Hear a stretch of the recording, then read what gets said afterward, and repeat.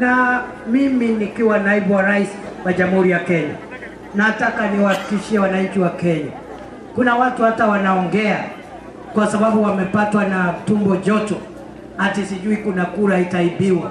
Hakuna kura itaibiwa katika nchi ya Kenya, kwa sababu sisi wenyewe, Rais Ruto na sisi zote wakiwemo hao viongozi wenu wako ofisini, kwa sababu tumekuwa na tume huru ya uchaguzi na tumekuwa na demokrasia ambayo inazingatia matakwa na uamuzi wa viongozi wa wananchi.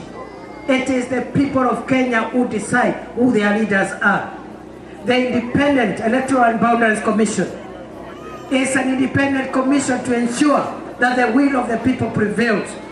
President Ruto and those of us in leadership could not have been in office if we did not have a democratic country, if we did not believe in the rule of law. Kwa sababu siku ile tulikuwa tunapigania hii serikali iliyokuweko haikuwa inatutaka, lakini kwa sababu nchi yetu ni nchi ya sheria na ile IEBC inafuatilia uamuzi wa wananchi, ndio haki ikatendeka.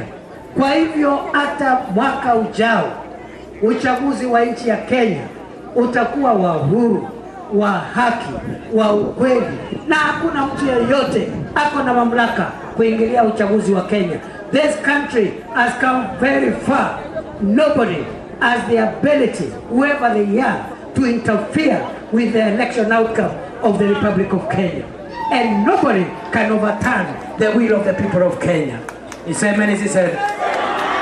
Kwa hivyo hiyo mambo hakuna shortcut. Next year ni kiongozi na kazi yake.